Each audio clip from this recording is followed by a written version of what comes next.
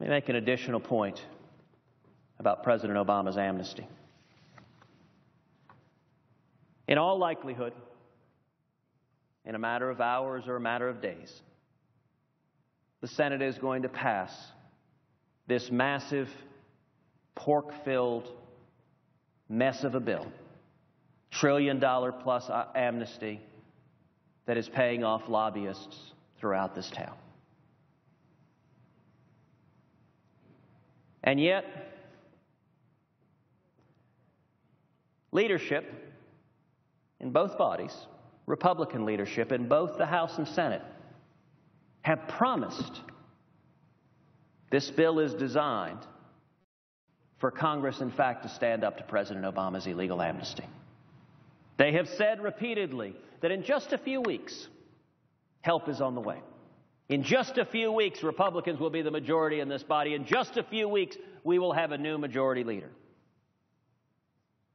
The new majority leader, my friend, the senior senator from Kentucky, has said, quote, "If President Obama acts in defiance of the people and imposes his will on the country, Congress will act. We're considering a variety of options, but make no mistake, when the newly elected representatives of the people take their seats, they will act." Madam President, I take the soon-to-be majority leader at his word. Speaker of the House has likewise said, quote, "Come January, we will have a Republican House and Republican Senate and will be in a stronger position to take actions," he said. The Speaker went on to say the current plan is the most practical way to fight the President's actions. Again, I take him at his word. When the Republican leaders promise this bill is all designed so come January and February, just a few weeks from now, we will see both houses stand together and make clear that when the continuing resolution expires for the Department of Homeland Security, this body will not appropriate money to DHS to carry out President Obama's illegal and unconstitutional executive amnesty. I take them at their word, because the alternative would be that elected leaders were saying something to the American people they don't believe and they don't intend to. And I very much hope that is not the case. Indeed, I'm reminded of Reagan's famous admonition, trust but verify.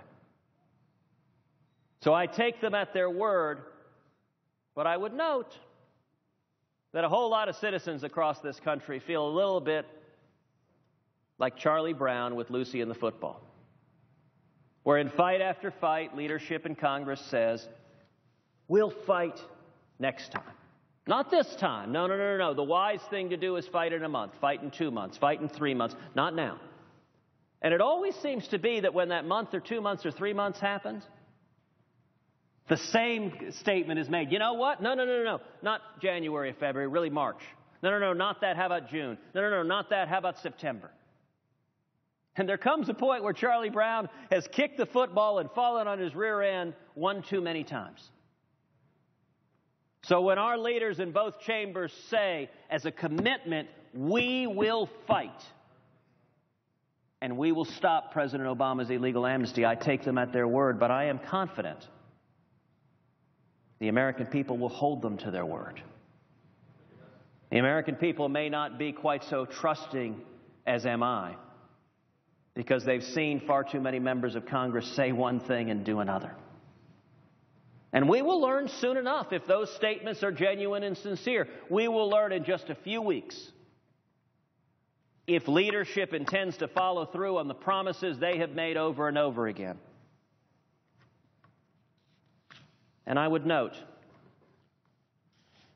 the course of this election, Republicans, members of the House, Republican members of the Senate, campaigned all over this country, and they said two things repeatedly. They said, number one, if you elect us, we're going to do everything humanly possible to stop the train wreck, the disaster that is Obamacare. And they said, number two, if you elect us, if you give us a Republican majority in the Senate, we will stop President Obama's illegal amnesty. all over the country. That's what Republican candidates said, and it's the reason they told the American people to elect a Republican majority. My simple admonition to my friends, especially to the newly elected Republicans, is very, very simple.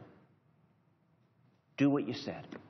Simply do what you said. Virtually every Republican on this side of the chamber told the men and women in his or her state, if you elect us, we will stop President Obama's amnesty.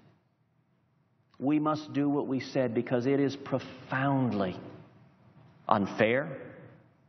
This amnesty is unfair to millions of legal immigrants who followed the rules, who waited years in line, and yet see those who came illegally being rewarded nonetheless by the Obama administration. This executive amnesty is profoundly unfair to the 92 million Americans who are not working right now.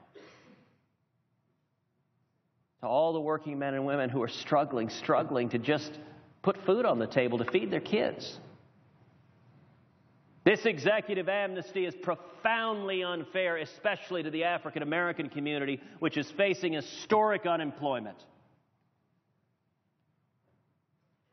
And if Congress acquiesces, if Congress does not stand up and assert the prerogative of this institution to legislate, to pass laws, if Congress does not prevent the President from ignoring the laws on the books, then we will have ceded our authority, not just in immigration, but across the field.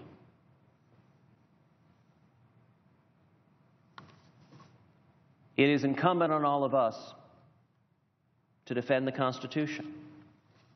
And it is my hope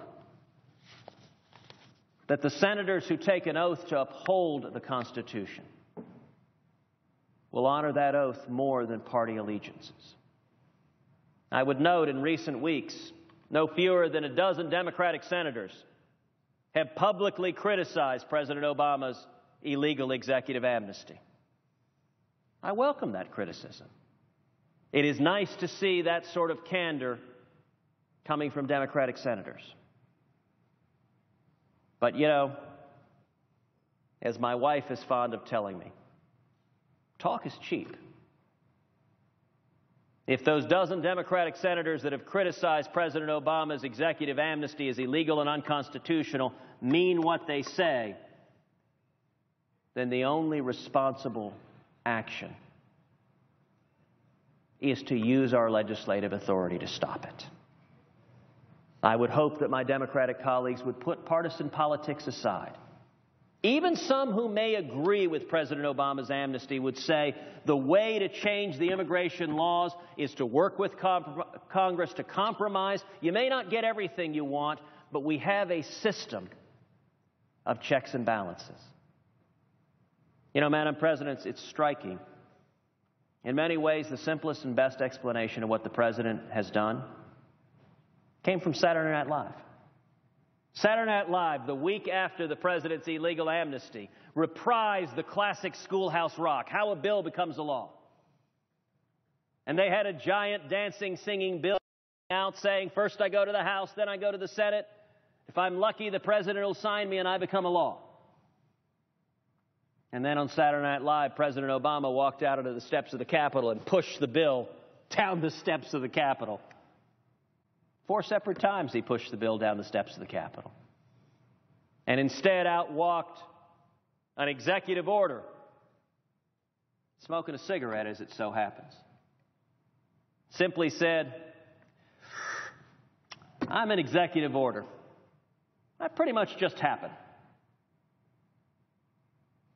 You know what? Saturday Night Live is exactly right. The President is ignoring the basic checks and balances of our Constitution and trying instead to decree the law. That is unconstitutional. And a portion of this bill that has been sent over from the House of Representatives funds the Department of Homeland Security to carry out that unconstitutional action. Therefore, Madam President,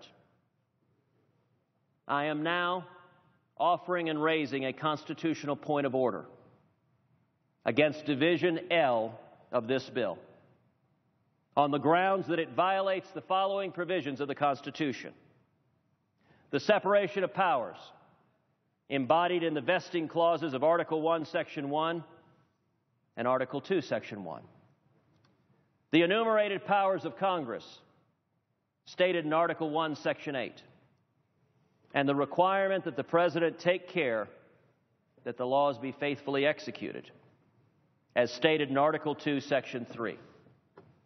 It is incumbent on this body to resolve those constitutional questions and to honor and protect the constitutional authority of the United States Congress.